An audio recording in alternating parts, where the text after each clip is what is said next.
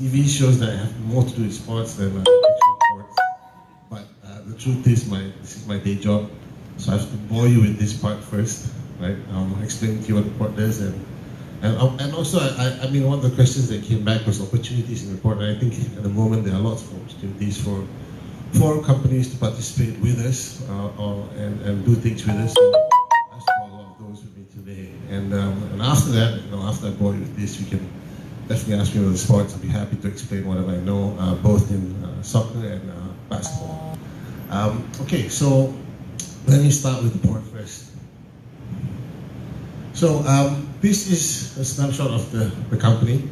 It started in 1994, and we have a concession for 60 years. Our main business is, our business is moving cargo from ships to land and from land to ships. Basically, that's the main thing we do. And of the cargo we move, majority of it is containerized cargo. About 85% of our revenue comes from containerized cargo, and the balance comes from general cargo, which is like dry bulk, which is things such as grain and cement, or break bulk, which is things such as steel and trains, and of course you have liquid bulk, which is like palm oil and chemicals, etc. And of course cars as well. That's also part of general cargo. But the main thing we do is containers, and that's what we're really known for worldwide. We have now a capacity that can handle up to 14 million containers a year. Last year we handled 9. This year we're projected to handle about 5% more than last year, right? We're currently the second busiest port in Southeast Asia after Singapore. Singapore is still the #1 port in this region. But one of the reasons we were set up to begin with, all these are our bulk berths, including dry bulk, liquid bulk here with all the tanks. And then that part there, it's not a great picture, but that's all the container berths. What's different about this is it's one straight long line. You hardly see this anywhere in the world. Malaysia has 2 though, to be fair. Ourselves and PTP are exactly the same, where we have one long straight line. Now this is very, very useful for us because all your cranes run on rails, and therefore they can run across the whole place, and therefore you get more efficiency that way. And all the ships can also berth along the whole stretch, and you get a lot more efficiency that way too. A lot of other ports are based, like that, with like a U shape or W shape and things like that, which tends to bring more inefficiencies in terms of how you utilize the cranes and the berth. But this way you actually get a more benefit this way. And currently now that stretches about 6.8 kilometers, which is currently the longest straight line berth in the world. And we're planning to actually push it another probably 6 kilometers further down as well. Right? Next. So, because we are a hub port, you have to handle the biggest ships. We have the deepest draft. Same as Singapore and PTP, to be fair, at 17.5 meters. We have 5.8 kilometers of container berths. We have 67 cranes, and as I mentioned before, we currently have 14 million TEUs capacity. TEUs stands for 20-foot equivalent units, which is basically the smaller box. FEU is the bigger box, which is 40-foot equivalent unit. Now this map is where I think, I find this map very interesting because on the right you have all the activity zones of the region, right? And on the left, you have all the trade lanes, basically. And I think one of the key reasons why Westports is very successful is, of course, location. And why is the location important is because, one, it's in Southeast Asia, where you have a big population of 600 million people, but you can see they all spread out. It's not like one continent. It's all very geographically dispersed, right? A lot of land-based countries, but also a lot of islands at the same time. On the left-hand side, you see that a lot of these lines you see up here, they all converge here. And the stretch that they have to go through, which is the Straits of Malacca. Now, if you look at this part to this part here, that is the closest point where the trade lanes is close to land. And that's why Singapore, PTP, and Port Klang is all strategically located to become hubs. So we are approximately a 30-minute deviation from the trade lane, right? And that Singapore is a 15-minute deviation from the trade lane. And even that 15 minutes, sometimes shipping lines try to negotiate with you and say, you're 15 minutes further away, we need a discount, right? So it's not, it shouldn't be that sensitive, but sometimes they make it seem that way. But what you can tell is that if you go hours and hours away, it becomes a big deviation, and that's not what they want. So why do they want hubs? It's because Southeast Asia is so spread out. So what you need in this region now is you need a hub so that all the small ports around this whole area can feed into those hubs, and therefore the big ships can come and collect the cargo and go to the long-haul destinations. You can't go to all the destinations here because for the big ships it's just way too inefficient. So the biggest port you can imagine here is here, obviously, Jakarta, right? And that has the most cargo in this area. But if the ships were to go all the way down here and then come up here, the deviation I think is about 90 to 100 hours, which is too long. They will need more ships to deploy and the cost will go up too much. So what's better for you to do is actually to send small ships here, pick up all the cargo, bring it to one of the hubs here, and therefore the big ships going through from China to Europe will just pick it up on the way. That's much easier for them to do. And it's the same with the rest of the whole region here. And that's why, in order to keep the cost of this hubbing low, you want to be close to that trade lane. And I think that's the key reason why those three hubs have come up and those three hubs have survived through the years. And of course, Singapore has an advantage over this side, and we have an advantage over this side, right? So, that's what we do now. And of all the containers we handle, about 70% of them are transit cargo or transshipment cargo is what we call it, and 30% is local. Local meaning Malaysian imports and exports. So 15% imports, 15% exports, but 70% is actually transit cargo, basically, from mostly Southeast Asian countries connecting to Europe or China or Middle East or US, etc., or from those locations to Southeast Asia as well. So that's actually the main gist of our business, and I think one of the key reasons why we're successful is location. That has to be one of the main reasons. So this is the stretch I was mentioning just now, between here and here. And when you pass here, the interesting thing is you start to go this way, towards Aceh, effectively. And that's why even Penang becomes a deviation. So if this is 30 minutes deviation, this is in hours really, right? And that's why people ask, why can't Penang be a hub?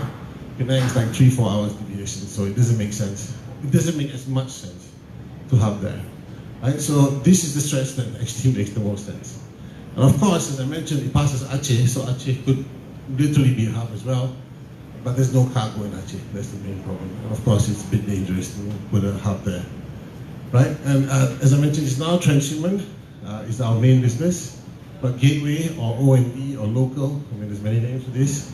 That's actually where we make our money, because we get to charge a lot more for the gateway cargo than we do for the transshipment, mainly because there's a lot more competition for the transshipment cargo internationally.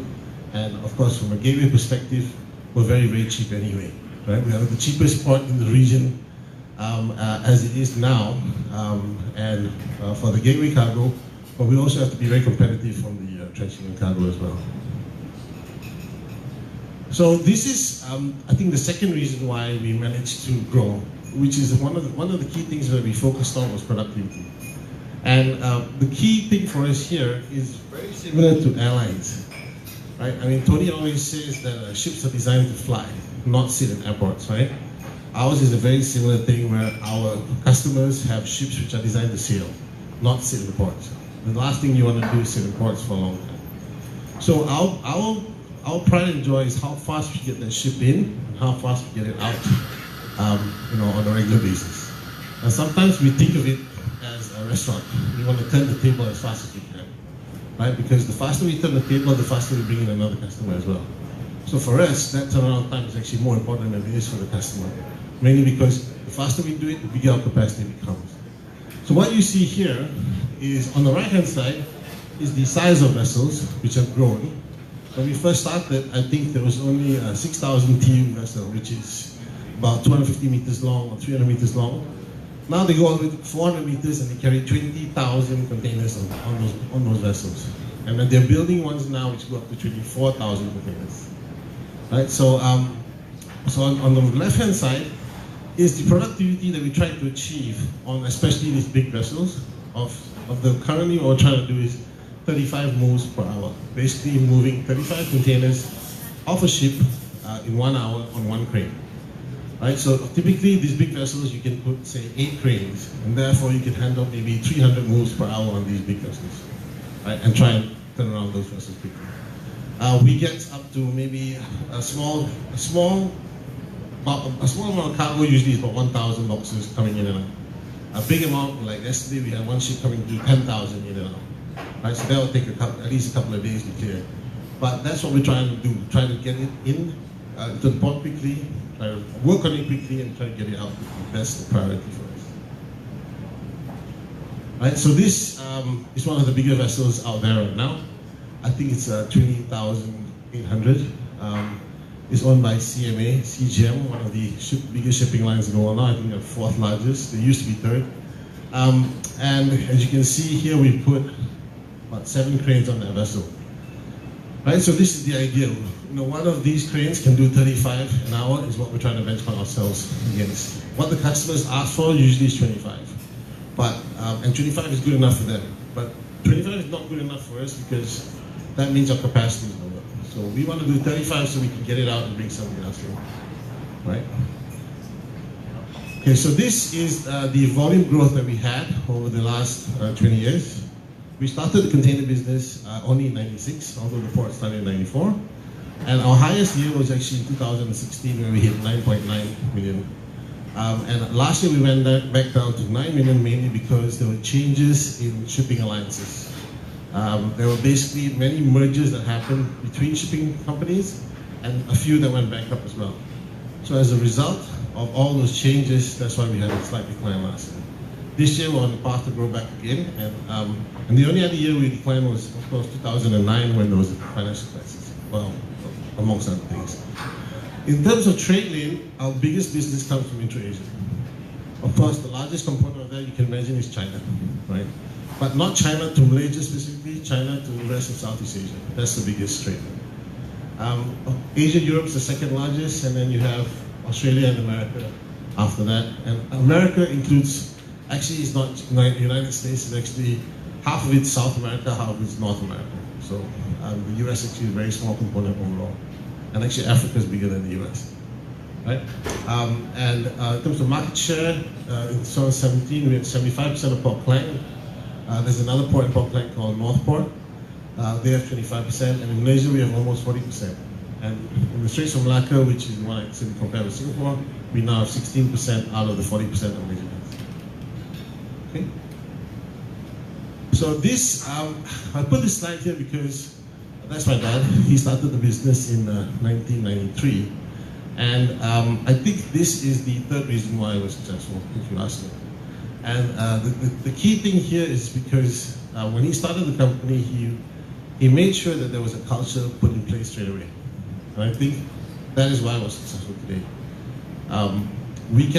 The cranes we buy, anybody else can buy because they come from Japan. The wharfs we build, we don't build ourselves. A company called Mohiba Engineering builds it for us. You can build it for anybody else too.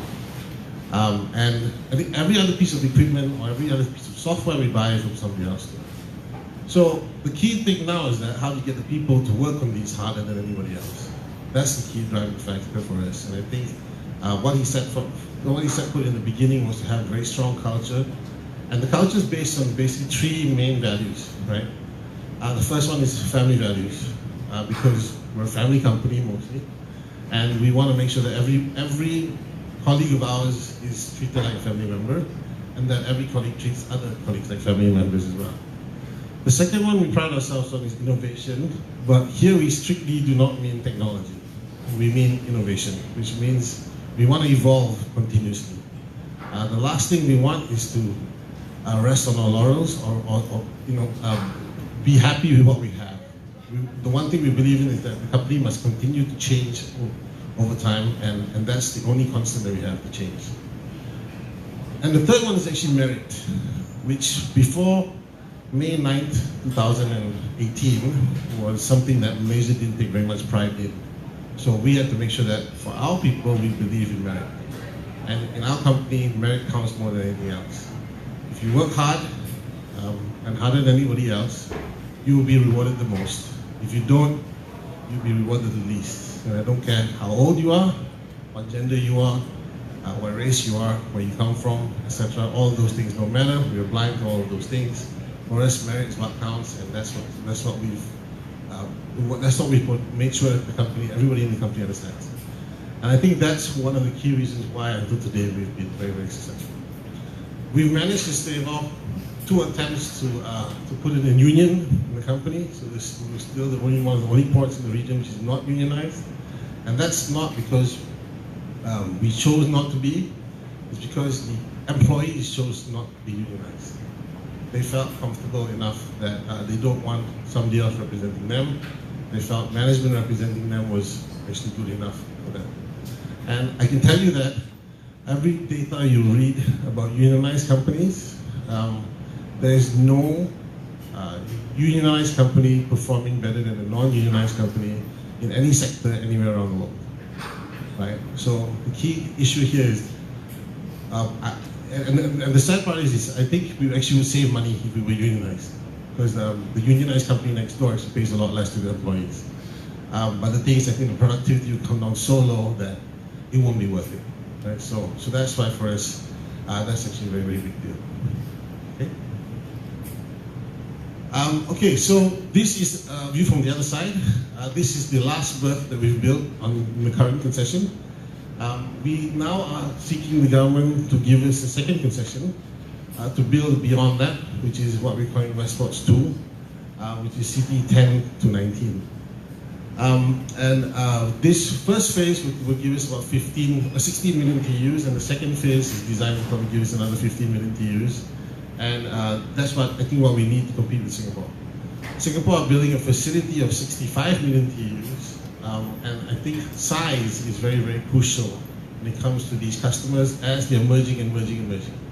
As your customers get bigger, if you don't have the size to complement what they need, I think it becomes very difficult to hang on to them because their needs have become a lot bigger as well, right? We have the natural deep harbour. What this picture doesn't show you is there's an island here. It's called Pulau Chet Mat Zin, and it actually acts on natural breakwater, which is also very useful to help us cut our costs, because you don't have to build a breakwater as well, right? Thanks. So some of the innovations that we're looking at now over the next 2 to 3 years at least. We just installed a new terminal operating system for the container facility. It just started in November last year. It's running smoothly now. We hope to get a lot of productivity gains from that. But while we have that in, we also realize now that that new system we have, which replaced the system we had for 20 years, actually can do a lot more. So we're looking at building smaller pieces of solutions to actually help enhance the solution even further. Things like GPS, etc., which I'll show you in a while. We're also now building a terminal operating system for the conventional terminal, which is the general cargo terminal. This one we couldn't buy off the shelf because it basically doesn't exist, so we had to develop it in-house and make sure that we're mirroring it around the container one we have. Right?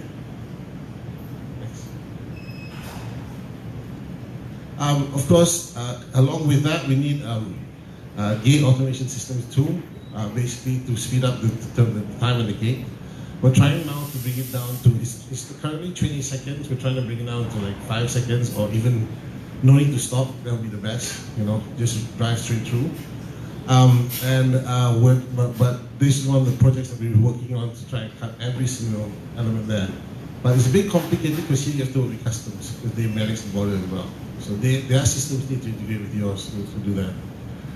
We're going to put OCR, or optical character recognition, for our cranes. These are to remove certain positions we have which are a bit dangerous on the wharf side, where all the guys' only job is actually to look at the number on the box. So we don't think that there should be a guy looking at numbers on the box. I think it's a really not a great job to begin with, and it's a very dangerous job as well. So we're trying to now put in OCR to see how we can actually capture the box number without having a guy there. Right? And considering that nobody really wants to work in that job, we rather not bring in foreign workers. So that's one of the key things that we try to focus on. Whenever we find that we can't find Malaysians wanting to do the job anymore, our first priority is not to get foreign workers. So we don't have foreign workers at all in the port.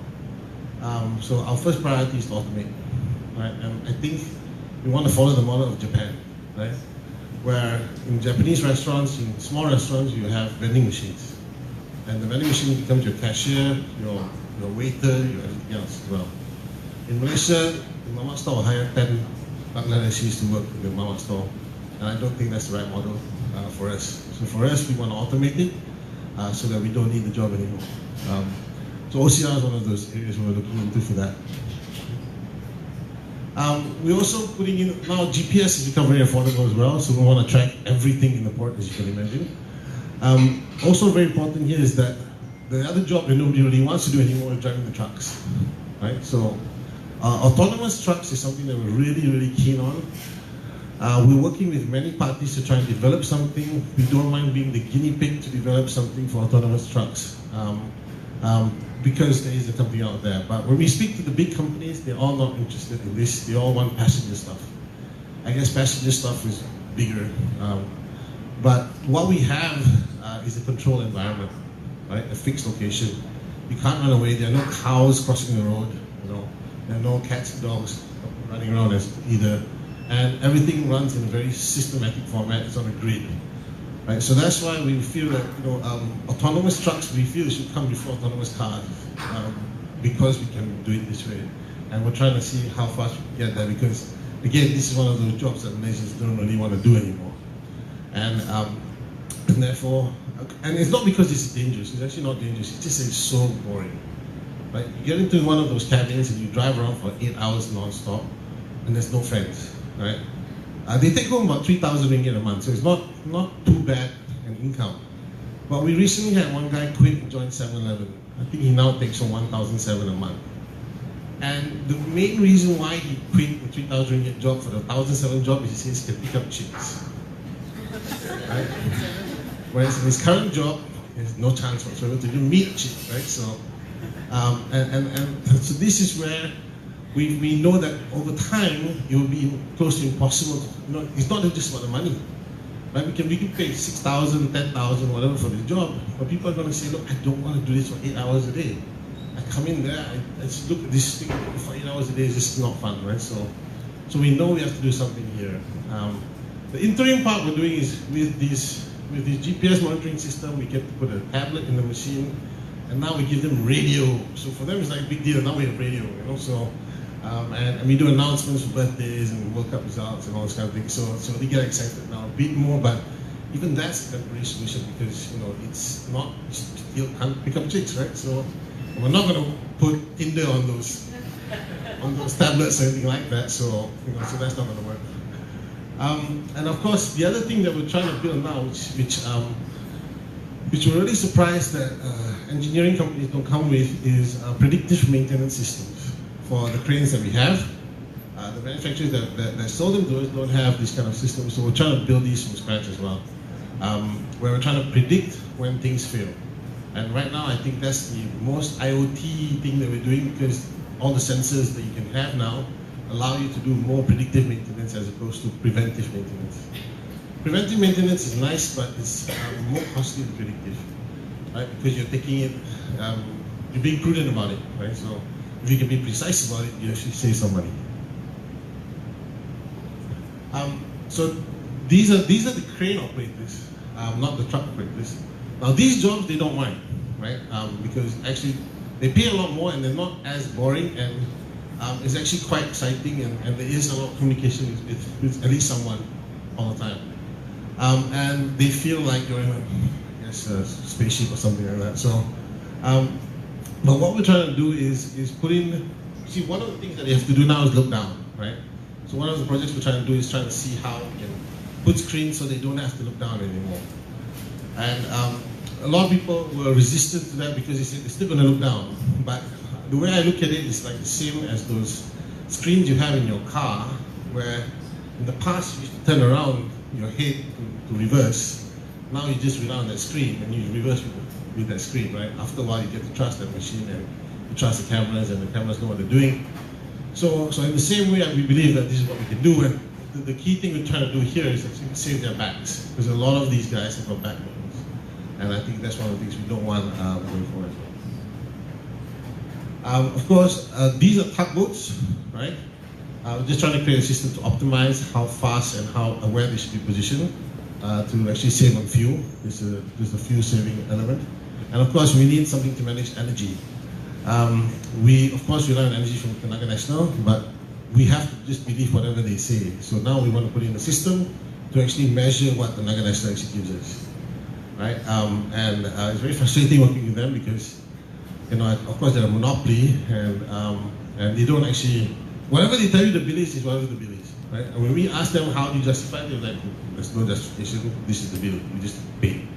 Right? So, you know, as you saw in the slide before, we did 9.9 in 16, and we did 9 in 17. But our energy bill was actually higher in 17 than it was in 16, which doesn't make sense, right? But the Naga says, no, you use more and you have to pay higher. But actually, there's no way we could have used more, right? So now we're putting in an energy management system to actually measure exactly where we use this energy, so we have a counter argument to when they tell us what the bill is, we tell them, no, we didn't use that. So this is one of the focus areas for that. And lastly, we're building all kinds of other, we're trying to add in all kinds of other systems for HR, for performance management, and you know, customer. We have a customer tool as well, which we're now trying to enhance how we deal with them. So these are just some of the things that we're trying to do on the, I guess, more IT space. But actually, there's a lot of other things we're trying to do on the non-IT space itself too. Trying to understand how even things like ropes, we have a lot of wire ropes, how those things work. Trying to work with universities to try to see what they can help us with. But all of these things are, you know, quite new to a lot of people here, and that's why, you know, it's not so easy to collaborate so fast. But if any of you have any ideas of any of these things, of how to, I would say, money, then we're very, very keen. I mean, our objective is very clear. None of this is really going to drive our revenue unless you can make us move. We can make us move faster. That's the only thing that can actually drive our revenue. If we go faster, the customer likes us more, and therefore they bring more business. So if you can help us go faster, then you can talk about revenue generation going up. But every other project we're really doing is all mostly related to cutting costs. Right? So if you can help us cut our costs, we'll probably invest in it straight away, because that's the only thing we're trying to drive here. You see, unlike KLIA, who have a choice of customers, all our customers are Air Asia, right? They are all low-cost carriers. There are no premium carriers left. Nobody will pay you a premium for anything, really, right? The only difference between those shipping lines there is the color of the box. One is green, one is pink, one is blue, one is white, and that's it. Right? They tell the customer that, oh, we give you on-time delivery. All of them are the same, all rubbish. Right?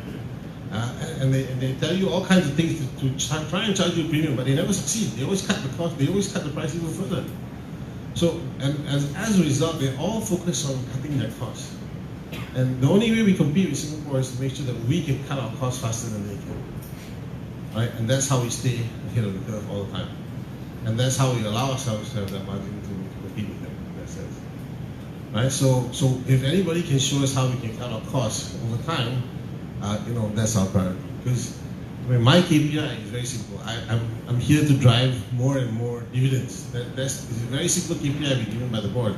Dividend goes up, that's it, right? So, but in order for dividend to go up, I need to either push the revenues up or the cost down, right? So these are the only two levels I have. And as a result, so these are the things that we're very interested in. Right, so I didn't put anything on the sports side here because, you know, some of you may not like QPR, some of you may hate soccer, right? So, and some of you might not know basketball, so I didn't want to bore anybody with those things. But please feel free to ask me about any of those. I'm happy to answer any question you have. I have a lot of time, so don't worry about that part either. Thank you very much. Thank you so much, Datuk. So just to get the ball rolling, we are open for Q&As. But Datuk, I just wanted to ask you, besides cutting cost, is there any way that a startup or small players can work together with Westport?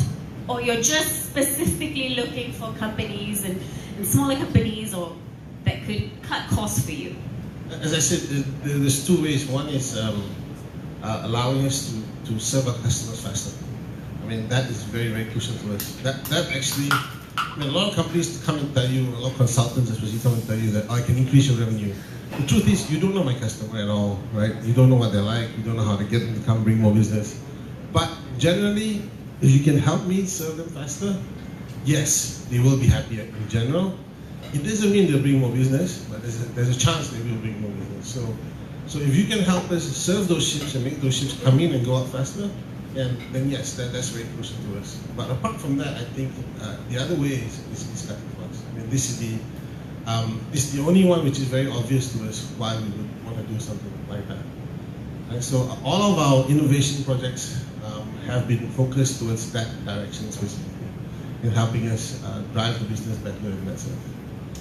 You seem to be a very, very busy man. You know, you have your day job, as you say, and your sports.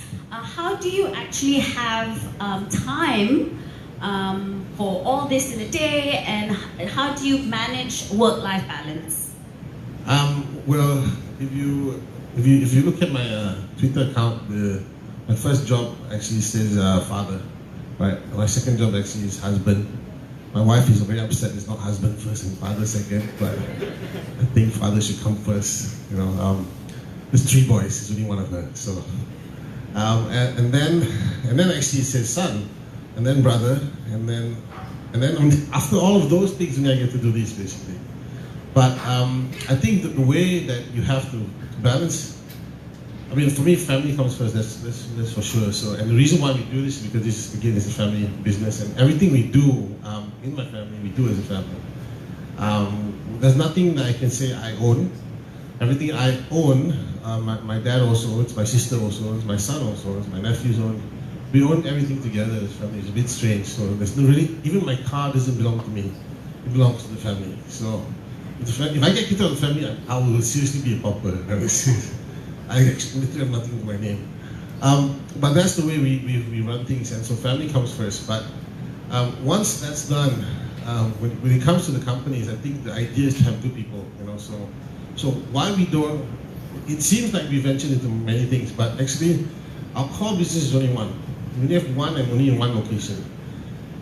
And many people ask us, don't you manage other ports? And the answer is no. Don't you do other logistics? The answer is no. We just focus on one business only.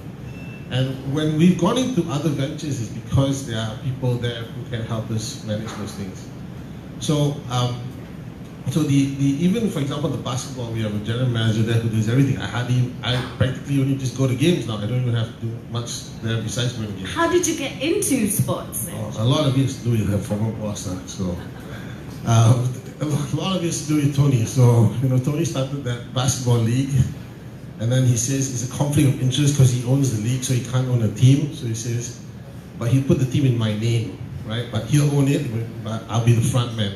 And 1 month before it starts, he says, I can't do it, you have to do it. So I'm like, and it's already in my name, so I'm like, so I have to live and die by it. So I managed to bring 2 other partners in and we get it going. So that's how that started. And the reason why Tony couldn't do it is because F1 started, and therefore basketball didn't seem like a priority anymore. So that's how the basketball was started, and now it's actually becoming a very big league. We just got approval to go Asian wide, so it's no longer the ASEAN basketball league. It's actually now the Asian basketball league.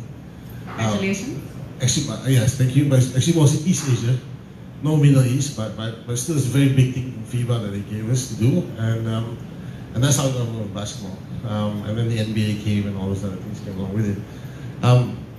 But you know, even there we have good people running it.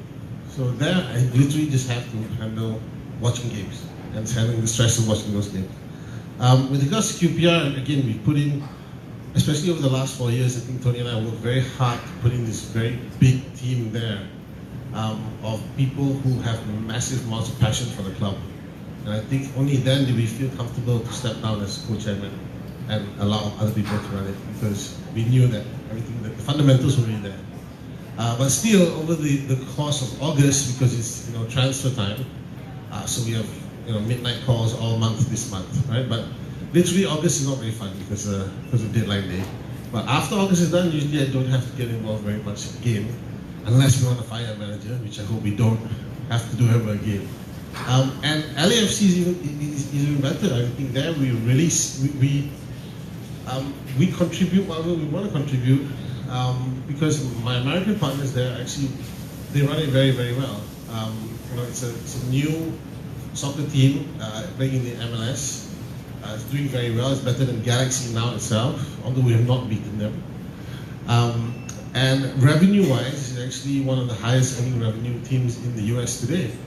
And it's actually far more revenue. I mean, revenue-wise, it's actually generating more revenue than QPR is. And I think the fan base by next year will be actually bigger than QPR's. But that's different because the difference in American sports and British sports, I think, is very evident. And there, people actually go for a good time. In the UK, people go to punish themselves, right? So, and I think that's the main difference between the two. But the key similarity between all four of these things is that we have good people running it. And that's the only way I think I would have felt comfortable making those investments. Thank you so much, Datuk. So I'm going to open questions. Does anybody have a question?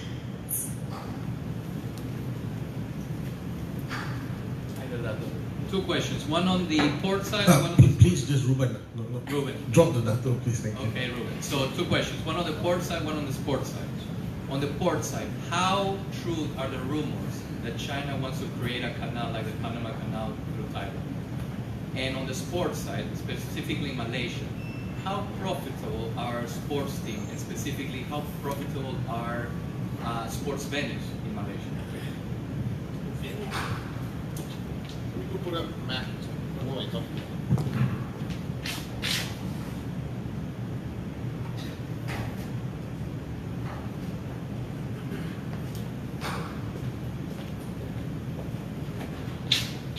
So what you're mentioning was the one here, right? So the one I think is actually here. What is called is actually the Kra Canal, K-R-A, it's actually been, the idea has actually been there for almost 200 years to do this canal, or maybe 100 years or something, but a long, long time. The key issue so far with this canal, and if I'm looking at it from the canal's perspective and shipping perspective, the key problem with this canal is when you compare the two other canals you have today, which is the Suez and the Panama Canal.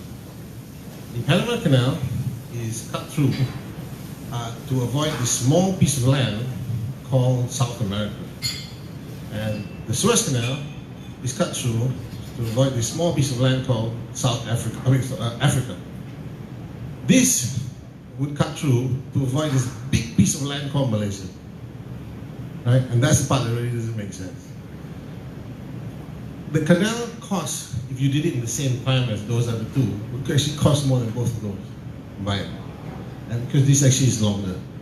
Right? So doing this from a cost perspective absolutely doesn't make sense. The canal charges that you have now in the Suez is still very, very exorbitant. And shipping lines sometimes avoid it if the fuel cost goes low enough, they actually go around Africa. It's just when the fuel cost is so high, that's when they want to cut through the Suez and go that way. Not so much in Panama. I think Panama is a bit more evident.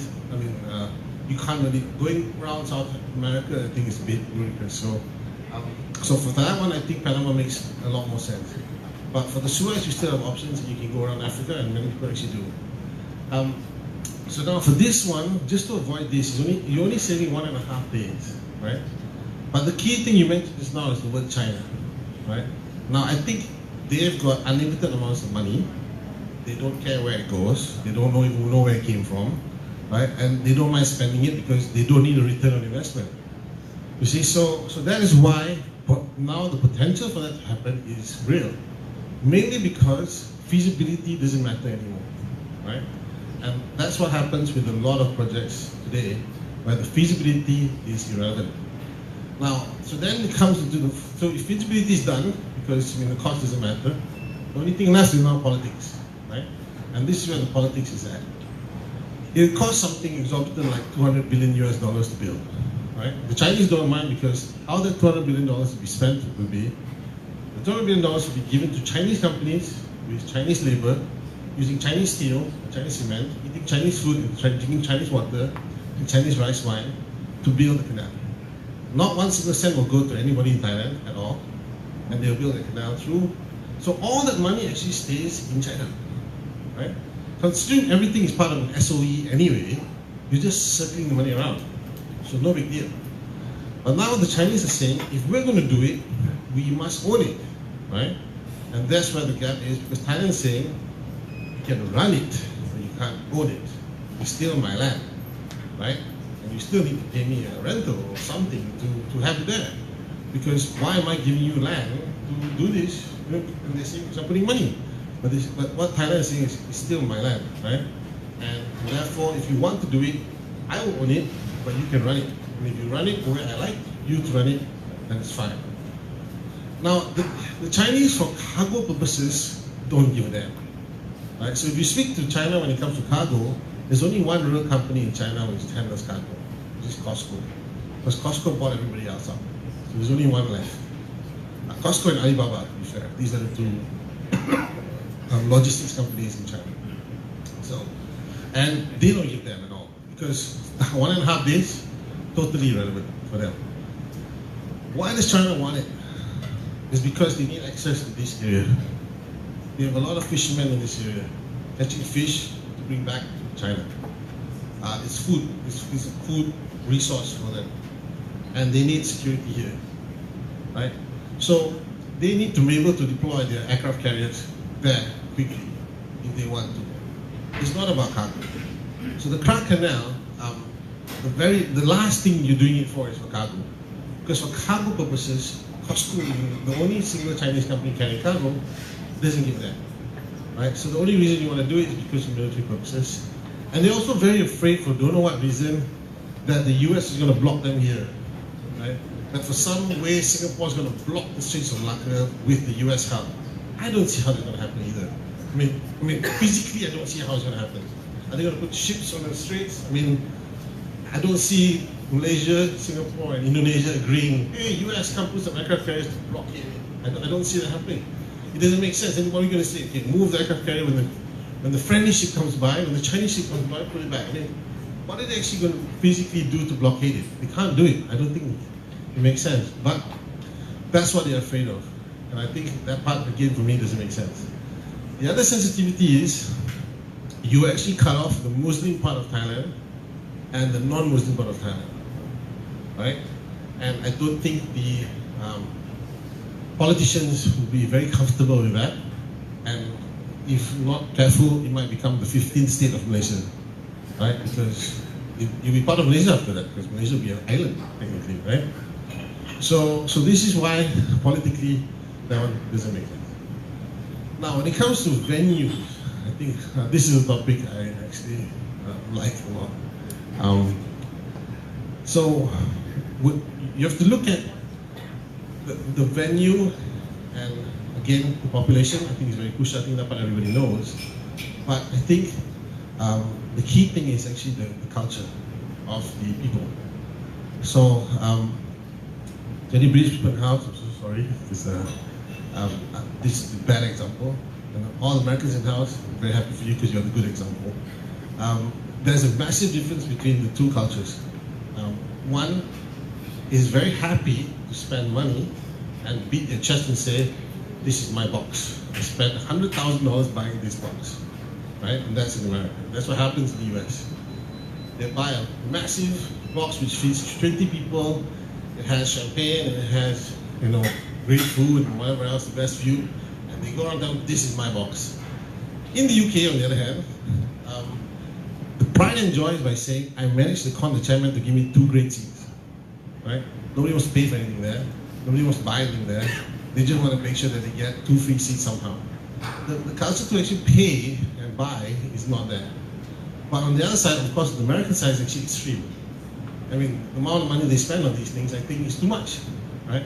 And maybe somewhere in between is the balance. But when you go to a game in LAFC, you can see that people there don't come for 3 points. They come for a good time, and that's all. When you go to a game in QPR, everybody there, and even Man U for that matter, majority of people there are there to get 3 points. If you don't have 3 points, see, it's death, right? They go back unhappy, they go back angry, they break stuff, etc. The differential now in numbers is this. In LAFC right now, apart from ticket price, we sell $55 per head per game. This is the additional income we earn per game. In QPR we earn £2.70, right? And in Manchester United we earn £10.50 extra per fan per game. One of the big differences is you can't drink and watch in the UK. I think if you can, it'd probably be £100 versus $50, right? So that's a big difference. But the other thing also is the venues in the UK are older and not designed to sell you stuff. And that's one of the key problems too. So when you look at QPR, you want them to spend money, but there's no place to queue to buy the beer, right? There's no place to stand to enjoy the beer. That's the one problem you have. So now I think the key thing about the venue is that how you design it to generate revenue. Well, venues here, the problem now here is that, again, we don't really have the culture of spending here. People, I think we follow the British culture more than we follow the American culture. People here rather get a free ticket. I've met many fans who say, I'm a long-term fan and therefore I deserve a free ticket, right? And they forget that the word actually, the original word is actually supporter. And the word supporter comes from the word support, right? Which means also financially support the club. But a lot of people feel, I'm a fan, I should get a free ticket because I'm a fan. And that's where I think the fallacy is here, and I think the culture-wise as well. So here, people don't feel like they should be paying to watch games, or they should be paying to do certain things. Only concerts somehow do very, very well here, right? And I think even the concert, the revenue generated apart from the ticket is actually very, very high. But when it comes to sports, I think we don't generate the kind of money that other countries should. And we don't have the culture either to actually generate the kind of money either. And that's why if you look at our Malaysian football today, every single club is supported by a state or a benefactor, right? They are not self-sustainable on their own, right? And that is the biggest reason why all our normal football teams, when I mean normal, I mean not under a certain age, like not under 23 or under 19 or under something, don't do well. Because all those players who are playing in the main national team are professionals here, and they're severely overpaid to play in a very lousy league, right? And that's where the gap is. They're not playing in a very good league. And that's because there's a benefactor or a state or somebody who's actually overpaying them here, and therefore not allowing them to compete where they should be competing, right? But our under 23s, under 19s, under 15s, under 14s all do very, very well because the main reason is they haven't been paid yet, right? And they haven't been spoiled. And once they reach professional status, a lot of our Malaysian players become very, very bad. You see, and that's where the problem is. Now, one of the interesting stats about World Cups was the final 4 teams typically have the most number of hours played in the European Champions League, right? The final 4 teams. And I think that goes true for even this World Cup. Now, why is that important? Because the Champions League is actually the most competitive league in the world. And if you have a number of hours playing in that league, it means you're playing against the best all the time. Now, our league here is nowhere close to being best. If our players are just playing against these players here, they're never going to become better. So I think that's one of the issues. Now, coming back to the venue, I think that's why it's very tough. I mean, I was on the stadium board before here. You know, we have everything that generates money when it comes to our stadiums here is music. Music, and music. All the sporting events are really, really, really poor. And they're much harder to manage. And you know, the cleanup job is bigger, the ticket sales are more complicated, you know, and it's not as lucrative in that sense. But sports, but music, it sells. You know, so I think this is where it depends on what you want to do, what you want the venue to do.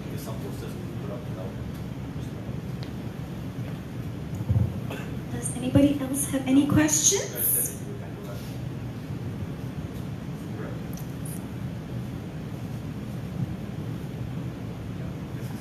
Hi, Ruben.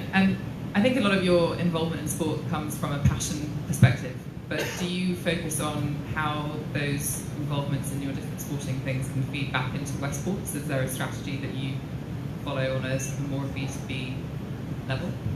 I think,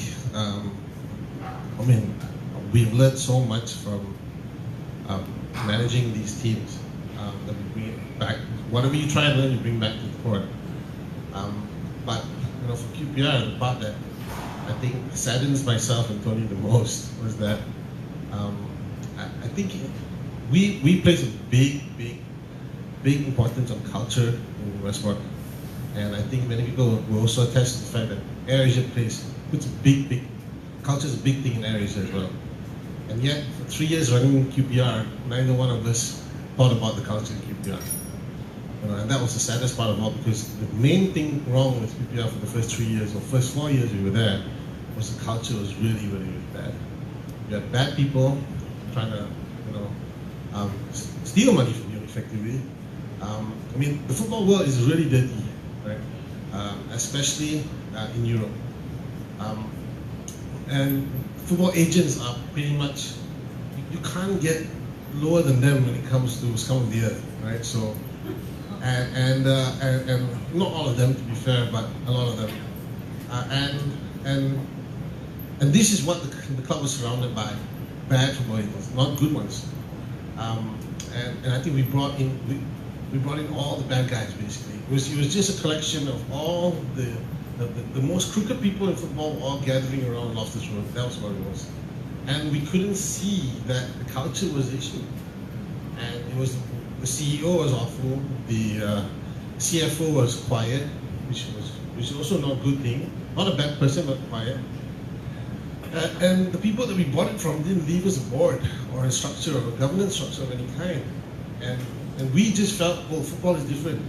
Football is not the same as business, but actually the main thing that drives business, which is culture, also drives football. And I think that's what we spend the next 3 years trying to clean up culture. And I think that's one of the things that reinforces the fact that what we do in the real world actually makes a big difference as well. And I hope that we've done that. But one of the things I always joke about when it comes to QPR is that I'm not so sure. I hope there are no mistakes left to make, because I'm sure we made them all, right? I really hope we made them all. If there are more to make, I hope they're small. I hope they're not big ones, because every mistake in football, I think we've done, right? We're guilty of. I'm not going to pretend we're not. And we learn from them, right? And a lot of them actually, it's a lot to do with man management and people management. But a lot of them, because it's about managing bad people, and if you don't have bad people in your company, it doesn't really apply. But it definitely helps you in dealing with that kind of situations, and it makes you a lot more aware aware and conscious of people who are trying to be a bad influence on the company. So I think that's the biggest thing we've had. But yeah, it's the key thing is having good people managing the places there, and good people is always very crucial in any business you want to do. But also making sure that the culture is very, very strong. Yes. Hi Ruben, thanks for your very wonderful and insightful presentation about Westports. It's my first time knowing what happened in the port, and looks very interesting and so much innovation going on. My question is maybe a bit similar with the crowd panel question, but it's more related to the ECRL thing.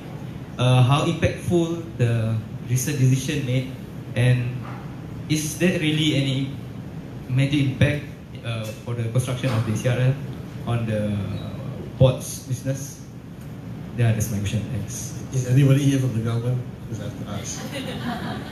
Previous or current? Because I got in trouble with the previous government when I spoke my mind on this subject before. I've always found that the ECRL makes a lot of sense for passengers, right? Doesn't make sense for cargo. Press like the other map, the Malaysia one.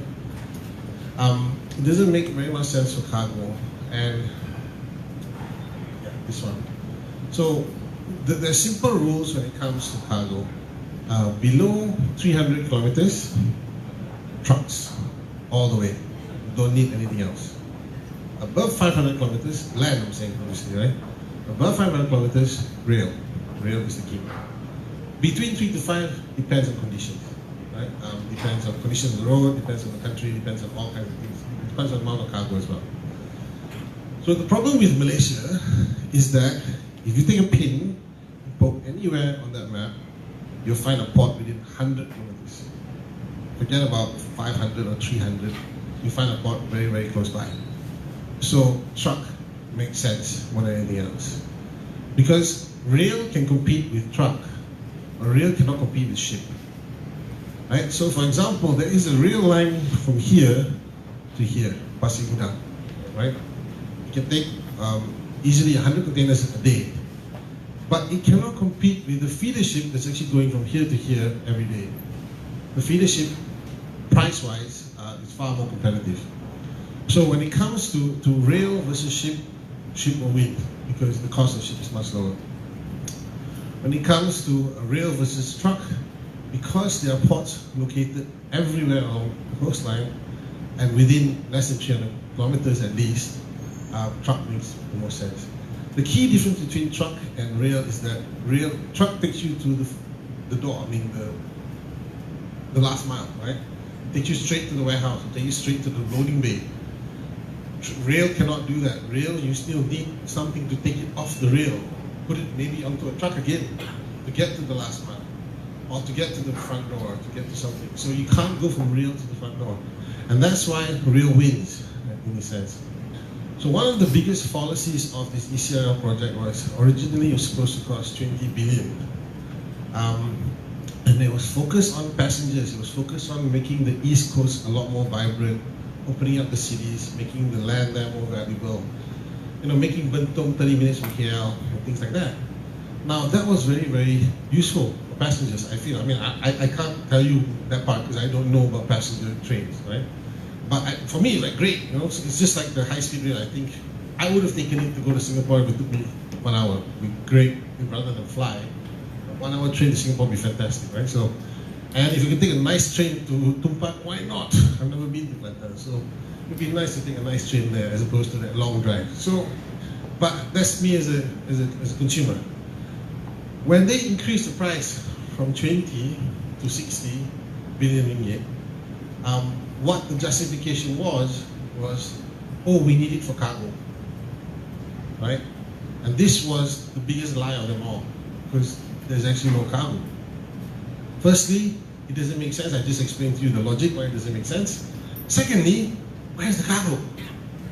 There's no cargo, right? They claim there's all this cargo to bring down to Port Klang. Well, I don't know where this cargo is coming from. We haven't created it yet. So unless you're saying along that rail line you're going to create all kinds of industry, which will then send cargo down, great. That's fantastic. But you can do that anyway. You can create those industries without the rail line anyhow. You don't really need the rail line to do that. So for me, it didn't make sense logically, but more importantly, there was no cargo to begin with. Now, if you can then take the rail and go to China, then maybe there's some cargo there, right? So, because from western side of China, you can either go to Shanghai, which is very far, or you can come down here, which is also far. But if you're going to Europe, maybe come down here, you cut the way, instead of going to China, come down here, right? So it might make sense. The problem with that is the rail gauges between Malaysia and Thailand are different. And I didn't know why, and I had to find out why. It's because for military purposes, you don't want to have the same rail gauge. So that Thailand cannot truck their tanks into Malaysia using the rail system. And we cannot, if we have tanks, we cannot truck our tanks back to Thailand if we wanted to. Right? So this is the reason why the rail gauges are different, for security purposes. So for me, the ECRL never ever made sense from a cargo perspective. But I always thought it was a nice idea from a passenger perspective. Trying to justify it that way, I think, the funny thing is, my best man actually works in SPAD, right? And the saddest part about it is when they increased the price to 60 billion and justified it with with cargo, it fell on his lap to justify where the cargo is coming from. And first thing he does is call me and says, "Where's the cargo?" And I tell him, "There's no cargo, man." And he was like, "What do I do?" I said, "Be the whistleblower." He was like, "Are you crazy? They kill me, right? They put me in a tank and put me in an oil bin and throw it into somewhere far, far away." So he says, so he's, "I'm not going to be the whistleblower. I'm just going to lay low and shut up," right? So, but basically that was what it was about, if you ask me. So now, when it comes down to the question of the impact of ECRL, to be fair to the port, while they are building it, it's good for us because they bring in everything. As I mentioned before, if they were going to build the Kra Canal, they bring everything from China. In the same way, for this ECRL, so far, they brought everything. And they brought everything from Port Klang, which is fantastic. I mean, not just ourselves in Northport have benefited from all this cargo coming in to build all of this because they didn't want to use anything locally. So they brought it all from China, the equipment, everything. And now, so for us, that part is already done. And now, because it's cancelled, they're going to take everything out. And hopefully they're going to take everything out to Port Klang as well. So that was the main part we're going to benefit, and I think we're going to benefit anyway. So for us, the cancellation of this project actually, no real deep impact from a cargo perspective because there was no cargo to begin with.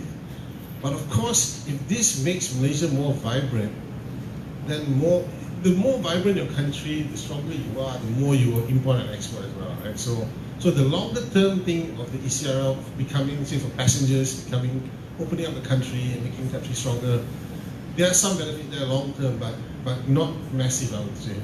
The impact to us, we were never dependent on that, right? And I think one analyst briefing I made 3 years ago, or 2 years ago, I said exactly what I'm saying right now. And then the next day I got called up by MOT to say, "Can you please keep quiet and not air your views in public anymore?" So that's my view on this. I never thought it made sense for cargo, but I do think it might help the people living there. And I don't want to say does it make sense for that because I'm not an expert on passenger train. So. Thank you so much. If there isn't any more questions, we can yes. Ruben, I'd like to ask, what is your take on DFTZ? How does it apply to imports, and would the goods sold be duty-free as well, since it's been quite quiet ever since the last government has gone? Okay, so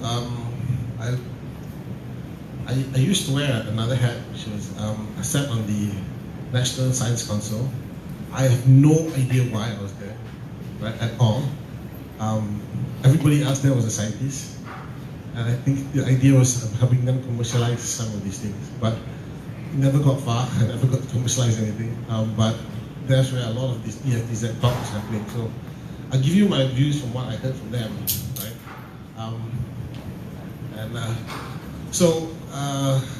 A lot of it is focused on the airport, not the port.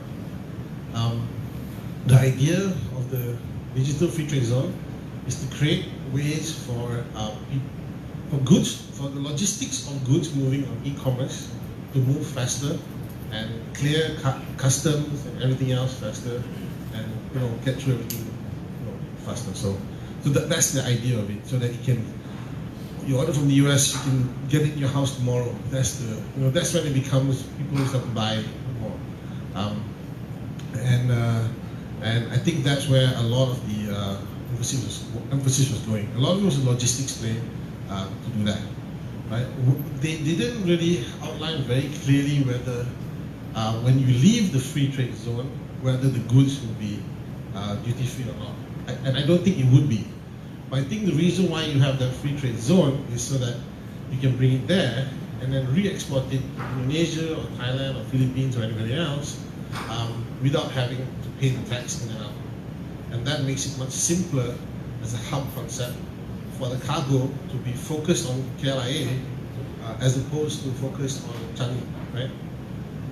We needed the DFTZ in Malaysia and Alibaba specifically because Changi went for Amazon, right? And Amazon was going to hub there. And actually, I think that's one of the key reasons why we got Alibaba in the first place, because Amazon really went to Changi, right? And I think so we needed to create a framework which is very similar to Changi's in terms of free zone, free trade, etc. And you have to remember that Singapore is all free trade, so it doesn't really matter. They didn't have to create structures, but we are not a free trade country, and therefore we have to create those kind of things in the port. Now they tried to think about they tried to think this in the airport, but they tried to think of things in the port too, but it wasn't so relevant so fast, right? So, and this is how I see digital or this e-commerce going through ports, right? Right now, all of it will go through air. So you can say that air is stealing some away from sea. But eventually, if your focus is to cut costs, and all these e-commerce